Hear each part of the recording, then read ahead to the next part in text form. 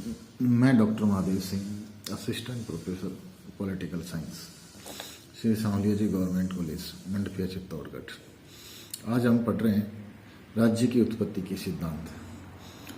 पूर्व में हमने राज्य की उत्पत्ति के शक्ति सिद्धांत, पितृसत्तात्मक सिद्धांत के बारे में चर्चा की और आज हम चर्चा कर रहे हैं मातृसत्तात्मक सिद्धांत और विकासवादी सिद्धांत की। पितृसत्तात्मक सिद्धांत जहां पिता की सत्ता को राज्य की उत्पत्ति का प्रारंभिक तत्व मानता है, उसी प्रकार मातृतंत्रात्मक सिद्धांत की मान्यता है कि प्रारंभिक समाज में माता की शक्ति की प्रधानता थी। बेचोमन, मैक्सेलॉन, मॉर्गन, जैक्स जैसे विद्वान मातृसत्तात्मक सिद्धांत के प्रमुख प्रतिपादक माने जाते हैं। इनका मत है कि समाज पितृसत्तात्मक न होकर मातृ प्रधान था। इस सिद्धांत की मान्यता है कि प्राचीन समाज मातृसत्तात्मक थे और मातृ प्रधान समाजों ने कालांतर में राज्य का स्वरूप धारण कर लिया। प्रारंभ में माता के नाम पर कुल की पहचान थी। संतान का निर्धारण माता के संबंधों से होता था, पिता के कारण नहीं। मातृ प्रधान सिद्धांत माता की सत्ता को कुटुंब का केंद्र मानता है और यही सत्ता समाज के विकास के साथ राज्य की संस्था में रूपांतरित होती है।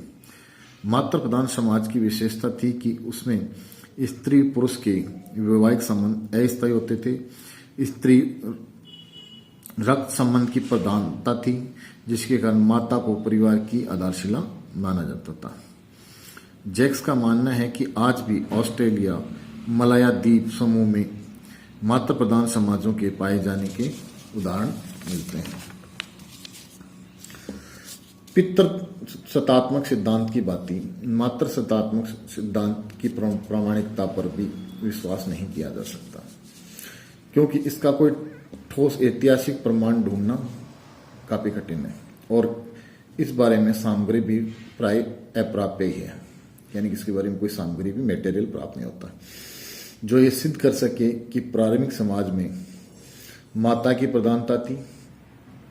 इस बारे में प्रोफेसर विलोबी का ये वक्तव्य बहुत महत्वपूर्ण है कि कुटुंब का आधार अधीनता है और निवास नेस्ट सर्किंग है। यानी कुटुंब में सबऑर्डिनेट सिस्टम चलता है और उसमें निवास करना नेचुरल होता है।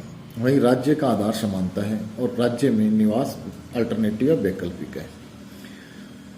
मातृ सत्तात्मक एवं पितृसत्तात्मक सिद्धांत की उत्पत्ति की राज्य की उत्पत्ति की सामाजिक परिकल्पनाएं मात्र हैं। इनको राजनीतिक परिकल्पनाएं नहीं माना जा सकता। अब हम बात करते हैं विकासवादी सिद्धांत की। विकासवादी सिद्धांत की मान्यता है कि राज्य का कृत्रिम रूप से शक्ति या समझौते के द्वारा निर्माण नहीं किया गया है, अपितु राज्य एक ऐतिहासिक विकास का परिणाम है और विकासवादी सिद्धांत राज्य की उत्पत्ति का एक विश्वसनीय सिद्धांत माना जाता है। यह मानता है कि राज्य का क्रमिक विकास हुआ है। जिस प्रकार अन्य संस्थाएं विकसित होती है, राज्य भी ऐतिहासिक विकास की क्रमिक प्रक्रिया का ही परिणाम है। राज्य के विकास में अनेक तत्वों ने योगदान दिया है। जैसे प्रसिद्ध विद्वान मैकेयर अपने ग्रंथ, अपनी पुस्तक मॉडर्न स्टेट में लिखते हैं कि रक्त संबंध समाज का निर्माण करता है और कालांतर में समाज राज्य को जन्म देता है। मनुष्य का प्रारंभिक संगठन कुटुंब है। वैवाहिक संबंधों के ताने बाने से समाज का विन्यास होता है। समाज में सुरक्षा, संगठन, दंड व्यवस्था आदि आवश्यकताओं की पूर्ति के लिए एक दीर्घकाल अवधि में राज्य का उदय होता है, आविर्भाव होता है। समाज की गोद से राज्य के आविर्भाव में निम्नलिखित तत्वों ने प्रभावशाली भूमिका या योगदान दिया है, जैसे रक्त संबंध, धर्म, शक्ति, संपत्ति और राजनीतिक चेतना। अब हम बात करते हैं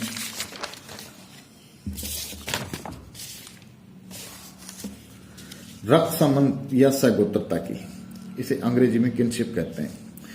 हम जानते हैं कि परिवार और समाज की एकता को एक सूत्र में बांधने वाला और उसको संजोए रखने वाला सबसे जो प्रभावशाली तत्व है वह है सगोत्रता। इस सगोत्रता ने परिवार और समाज को हमेशा एकजुटता के धागे में बांध के रखा है। जैसे जैसे परिवारों का विस्तार होता है वैसे वैसे रक्त संबंधों का भी विस्तार होता है, और रक्त संबंधों के विस्तार से के साथ साथ सामाजिक ताना बाना भी विस्तृत होता जाता है। परिवार से कबीलों का निर्माण होता है, कबीलों से जातियों का निर्माण होता है, और जातियों से के योग से राज्य का उद्भव होता है। इस बारे में सर हेनरी मैन की जो टिप्पणी है वो काफी महत्वपूर्ण है।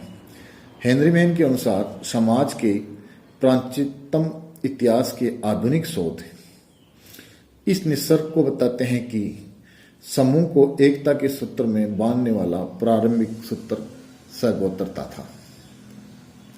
अब हम बात करेंगे दूसरे तत्व धर्म की।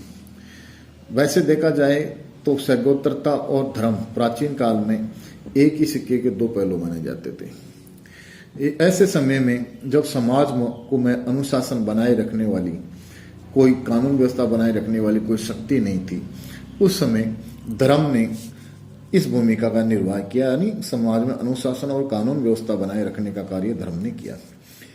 मानवीय और सामाजिक संबंधों के संचालन में धर्म ही सर्वोपरि था। धर्म ही एक प्रकार से कानून का रूप था।